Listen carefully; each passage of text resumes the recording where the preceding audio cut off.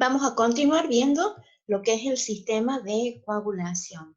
El sistema de coagulación está formado por proteínas plasmáticas que circulan en el plasma, algunas tienen actividad de enzimas, circulan como zimógenos, y otras tienen actividad de cofactores para estos que tienen actividad enzimática. Las que tienen actividad de enzima tienen actividad de serina proteasas, excepto el factor 13 que tiene actividad de transglutaminasa.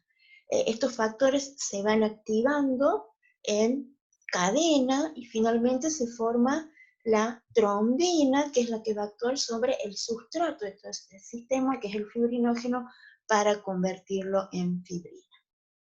Estos factores se sintetizan en el hígado, pero hay un grupo que además necesita la presencia de vitamina K. Y estos factores reciben el nombre de factores vitamina K dependientes, que son la protrombina, el factor 7, 9 y 10. La característica de estos factores es que tienen en un extremo un dominio que se denomina dominio GLA, porque es rico en gamma carboxiglutámico, o sea, en ácido gamma carboxiglutámico. Este dominio GLA es muy importante porque es el que le permite a estos factores unirse a través del calcio a los fosfolípidos de membranas celulares y poder activarse. ¿Cómo participa la vitamina K? La vitamina K que nosotros obtenemos de la dieta y de la flora bacteriana normal va a ser reducida por una vitamina K quinona reductasa, y esta vitamina K reducida actúa como cofactor de una carboxilasa. Esta carboxilasa es la que tiene como sustrato al ácido glutámico y lo va a carboxilar, va a agregar dos grupos carboxilos y se va a convertir en el ácido gamma carboxiglutámico, el cual va a ser utilizado para la síntesis de estos factores vitamina K dependientes. En esta reacción, la vitamina K se oxida. Entonces, nosotros tenemos otra enzima que es la epóxido reductasa, la cual a esta vitamina K oxidada la va a recuperar, vamos a volver a obtener vitamina K y esta vitamina K puede ser reutilizada.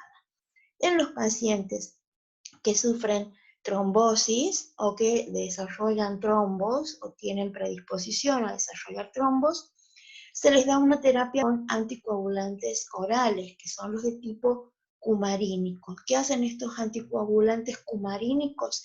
Inhiben estas enzimas que permiten obtener la vitamina K reducida. De modo que al no formarse el ácido carboxiglutámico, la síntesis de estos factores está disminuida y es así como se ve el efecto antitrombótico. Estos factores de la coagulación se van a activar y nosotros tenemos una teoría que es la teoría de la cascada de la coagulación, en donde habla de dos vías. Una vía intrínseca que se inicia con la activación del factor 12, una vía extrínseca que se inicia con la activación del factor 7, y ambas convergen en una vía común en donde se activa el factor 10, que finalmente es el que activa la trombina. Esta teoría de la activación en cascada de los factores explica muy bien lo que nosotros vemos in vitro, o sea, explica muy bien las pruebas que nosotros hacemos en el laboratorio cuando evaluamos la coagulación en un paciente. Ahora, hay evidencia a nivel clínico que esta teoría no la explica tanto. Por ejemplo, ha habido o hay evidencia de que pacientes, por ejemplo, con déficit de factor 12 o déficit de factor 11 que pertenecen a la vía extrínseca a la vía intrínseca según esta teoría, los pacientes con déficit de factor 12 no presentan hemorragias, o sea, no tienen hemorragias. Los pacientes con déficit de factor 11, las hemorragias que pueden sufrir son muy, muy leves. Esto se explicaría, según la teoría de la cascada, porque la vía extrínseca está intacta. Entonces llegamos a la activación finalmente de la trombina. Pero ¿qué sucede? Que hay evidencia clínica y hay pacientes que tienen deficiencias del factor 9 y del factor 8, que son los pacientes hemofílicos, y que ellos sí sufren hemorragias importantes. Y el grado de esas hemorragias está relacionado con el déficit del factor. Cuanto más deficientes están estos factores, más graves son esas hemorragias que sufren. Entonces, estos pacientes tienen déficit del factor 9, tienen déficit del factor 8 y presentan hemorragia aún teniendo la vía extrínseca intacta. ¿Y qué más, qué otra evidencia se ha visto? Que el factor 7, pacientes que tienen deficiencia del factor 7, también sufren hemorragias, episodios hemorrágicos importantes, a pesar de que, según esta teoría, la vía intrínseca podría activar al factor 10 y llegaríamos también a la formación de la trombina. Y como evidencia se ha visto que el factor 7 no solo activa al factor 10, sino que también se ha comprobado que el factor 7 activa al factor 9, que pertenece a la otra vía según esta teoría.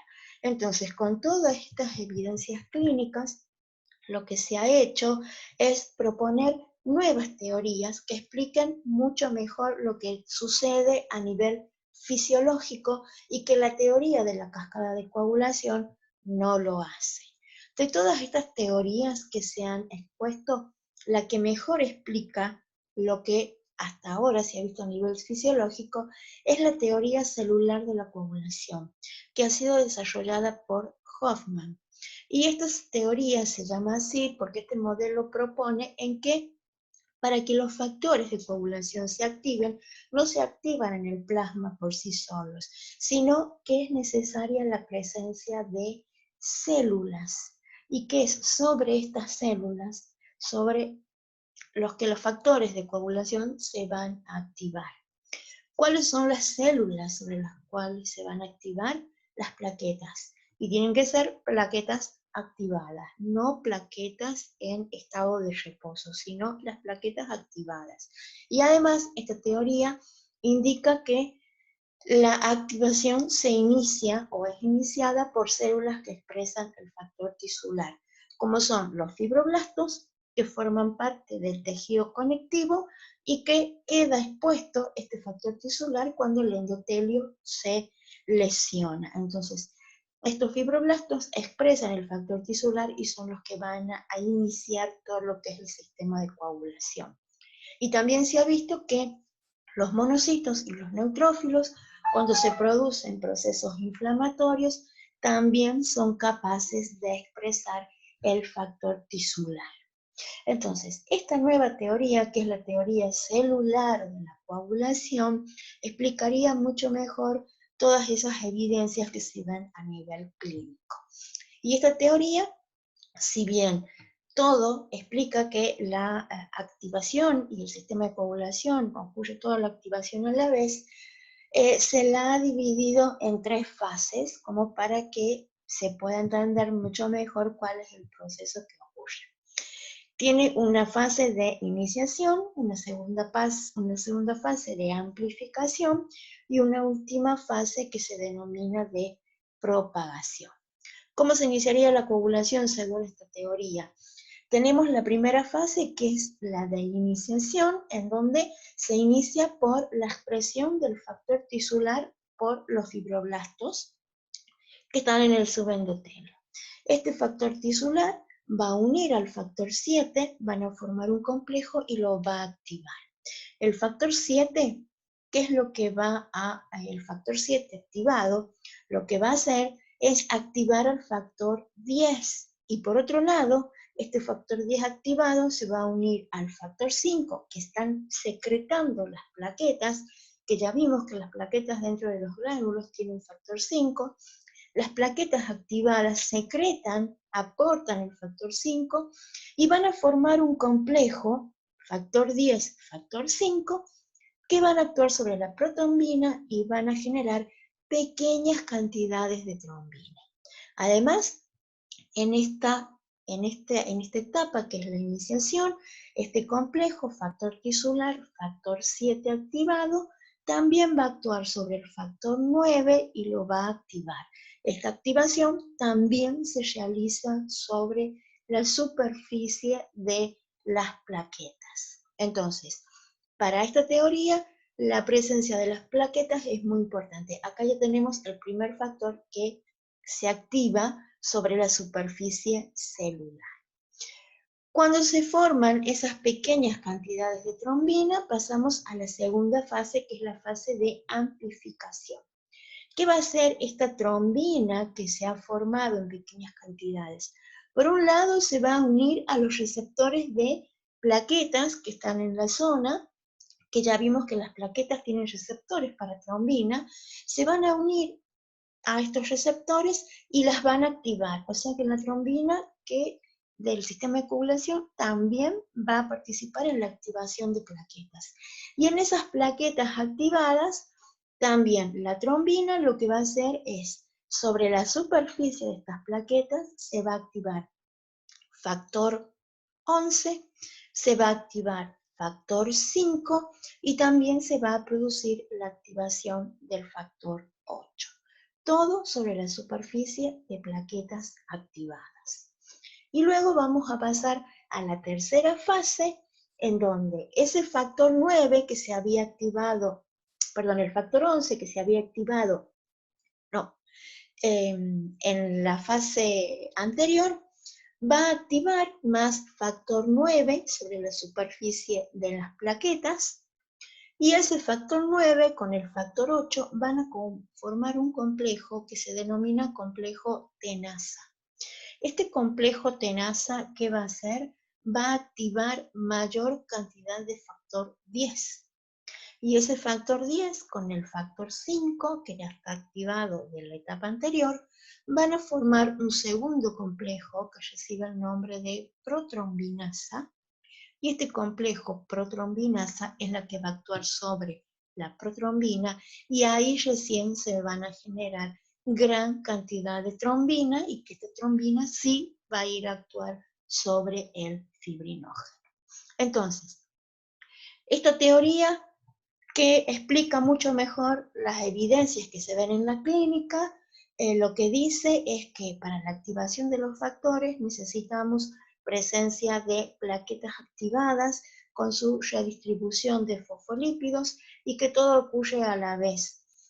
La exposición del factor tisular es lo que va a iniciar, y se va a iniciar una serie de activación en cascada de los factores. Acá no hay una vía intrínseca ni una vía extrínseca, acá es todo una sola activación en cascada, y que es necesaria la presencia celular para la activación de estas células, para llegar a generar estas grandes cantidades de trombina, que son las que van a actuar sobre el fibrinógeno.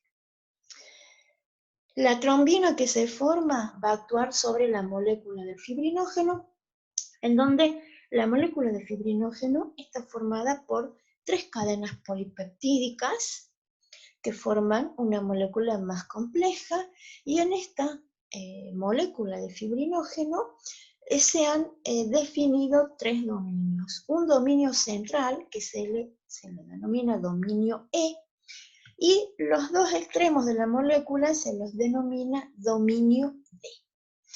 Esta trombina lo que va a hacer es clivar parte de la cadena polipeptídica, de las cadenas polipeptídicas de este dominio E, y se van a liberar fibrinopéptidos, el fibrinopéptido A y el fibrinopéptido B. Y de esa forma se va a formar un monómero de fibrina que, en presencia de otro monómero de fibrina, van a empezar a unirse, van a empezar a polimerizar, y se van a generar uniones no covalentes solubles entre el dominio E de una fibrina y el dominio D de otra fibrina. Entonces se va a ir formando la fibrina soluble. Y por activación del factor 13, por acción de la trombina, finalmente el factor 13, ¿qué es lo que va a producir? Que se generen uniones covalentes entre el dominio D de un monómero de fibrina con el dominio de otro monómero. Estos enlaces covalentes son mucho más fuertes y es lo que le da la característica de fibrina insoluble. Entonces, finalmente se va a formar la fibrina insoluble, van a formarse las mallas y finalmente se va a formar el tapón hemostático. Entonces, según con esta teoría de la celular de la coagulación, la activación de las plaquetas, la agregación y la formación de fibrina, la coagulación, la iniciación del sistema de coagulación, todo se produce a la vez. Y hay una interrelación. El sistema de coagulación activa las plaquetas y las plaquetas activadas sirven de superficie para la activación de los factores, de modo que se va formando el tapón hemostático. Todo este sistema de coagulación además tiene reguladores, tiene inhibidores. Tenemos inhibidores de las serinoproteasas, inhibidor del factor tisular e inhibidor de los cofactores. La función de estos inhibidores es regular esa formación de fibrina, de modo que no tengamos un crecimiento exacerbado de ese tapón hemostático y que llegue a obstruir la luz del vaso sanguíneo. Dentro de los inhibidores de las serinoproteasas tenemos la antitrombina y el cofactor 2 de la heparina. La antitrombina la sintetiza el hígado y la acción de la antitrombina es unirse a la trombina y al factor 10 activado. Esos son sus principales sustratos. Pero también inhibe al factor 9, al factor 11 y al factor 12. Lo que hace la antitrombina es unirse específicamente a la trombina y al factor 10, de modo de disminuir o impedir una formación exacerbada de un coágulo de fibrina. Esta acción de la antitrombina 3 es potenciada por glicosaminglicanos que expresa el endotelio sano. El endotelio sano que está limitando la zona lesionada expresa heparansulfato. Y lo que hace el heparansulfato es aumentar la afinidad de la antitrombina 3 por la trombina y estos factores activados. Esta misma acción la hace la heparina, que también es un anticoagulante que se usa en la clínica para el tratamiento de los pacientes. Lo que hace la heparina es la misma acción que el heparansulfato, unirse a la antitrombina 3 y potenciar su acción, aumentar su unión a estos factores, de modo de disminuir la acción coagulante. El cofactor de la heparina 2 también es de síntesis hepática, también inhibe, pero solamente a la trombina. Y no tiene la misma acción de la antitrombina 3. Inhibe pequeñas cantidades de trombina. Este cofactor también es potenciado por un glicosaminglicano, que es el dermatansulfato, y que lo expresa el endotelio sano. Después tenemos el inhibidor del factor tisular, que también lo pueden encontrar como inhibidor de la vía extrínseca, porque el factor tisular, según la teoría de la cascada, es el que inicia la vía extrínseca. ¿Cuál es la función de este inhibidor? Es inhibir principalmente al factor 10 activado, de modo de disminuir la activación de la trombina. Y también inhibe al complejo factor tisular, factor 7, que según la teoría celular es el que inicia toda la cascada, todo el sistema de coagulación. La heparina también potencia esta inhibición.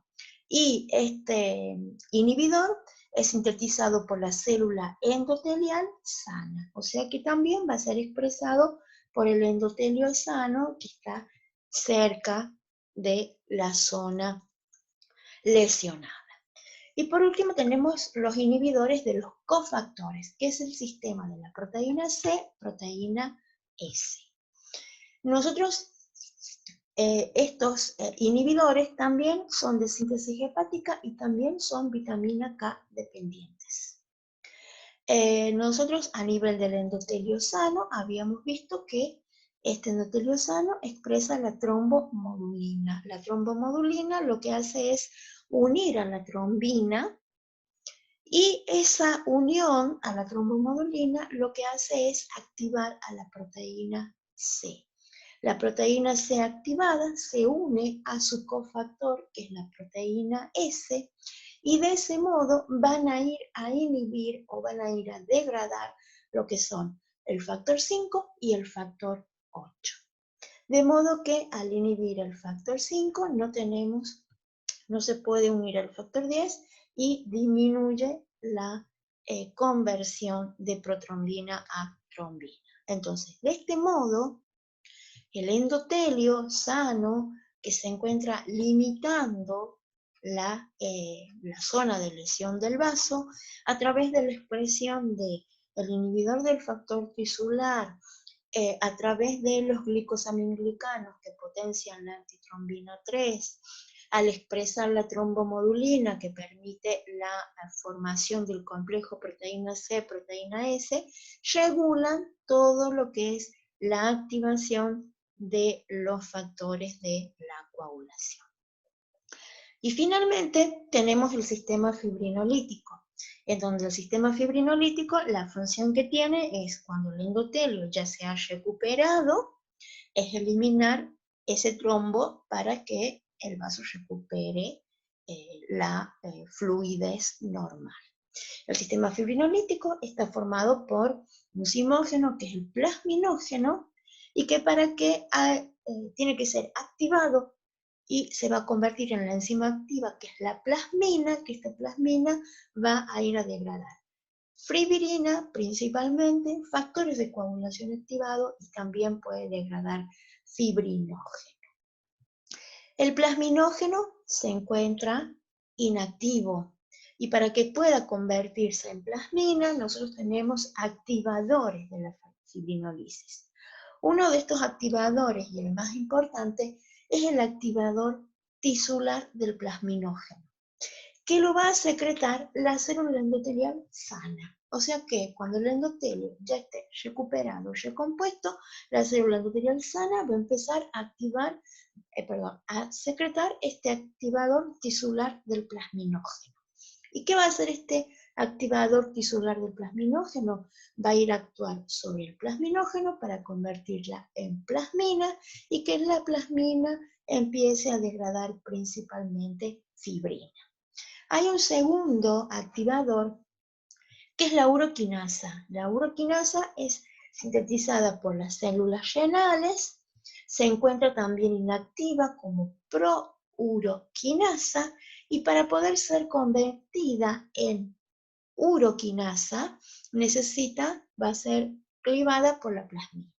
O sea que primero tenemos que tener presencia de plasmina, la cual va a ir a actuar sobre la prouroquinasa, se va a convertir en uroquinasa y tiene la misma acción que el activador tisular del plasminógeno. Convertir más plasminógeno en plasmina. Esos son los dos activadores más importantes de la fibrinolisis. ¿Dónde va a ir a actuar la plasmina? La plasmina puede actuar sobre el fibrinógeno y la acción de la plasmina va a dar como productos los denominados péptidos de degradación del fibrinógeno, en donde estos productos nosotros los podemos diferenciar porque mantienen los fibrinospéptidos A y B.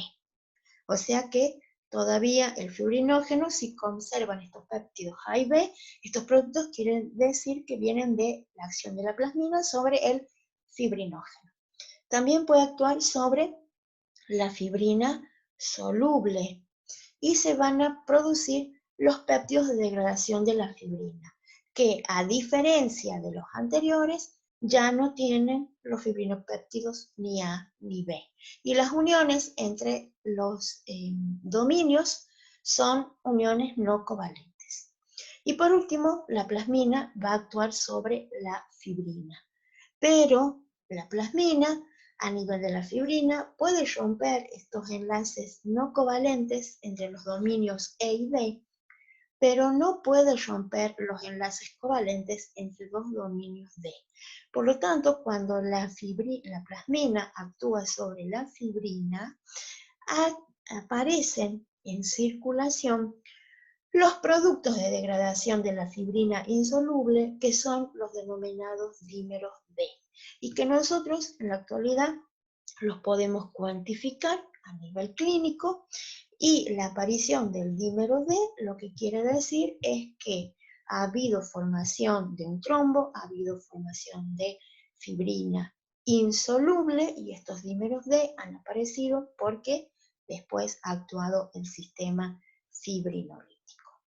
Este sistema fibrinolítico también tiene inhibidores, porque no puede actuar antes, no puede empezar a degradar el coágulo antes de que el endotelio sea reparado. Nosotros tenemos inhibidores de la plasmina, que tenemos una proteína plasmática circulando, que es la alfa-2 antiplasmina, es el principal inhibidor que tenemos en el plasma, y también puede actuar como segundo inhibidor la alfa-2 macroglobulina.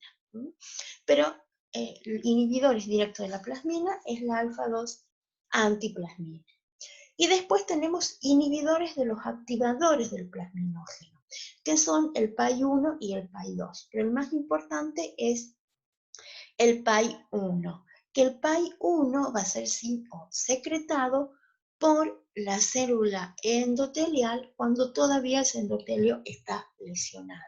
De modo de que no comience la fibrinolisis antes de que se termine de reparar la pared del vaso. Entonces, ¿qué va a hacer? La alfa-2 antiplasmina directamente inhibe la acción de la plasmina. ¿Qué va a hacer el PAI-1 y el PAI-2? Bueno, el PAI-2 no se los dije, pero inhibe también al inhibidor del activador, y también es capaz de inhibir a la uroquinasa, pero a menor velocidad. Por eso el PAI-1 es el más importante. ¿Qué hace el PAI-1? Directamente inhibe a los activadores e impide que el plasminógeno se convierta en plasmina.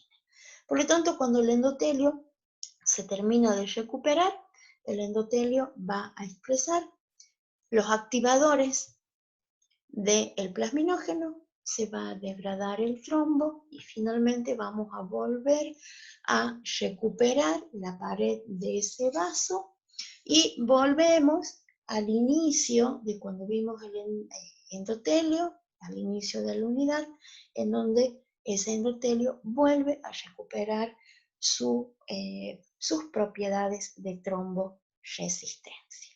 Y de este modo es como todos estos sistemas actúan en equilibrio, y algunos están interrelacionados entre sí.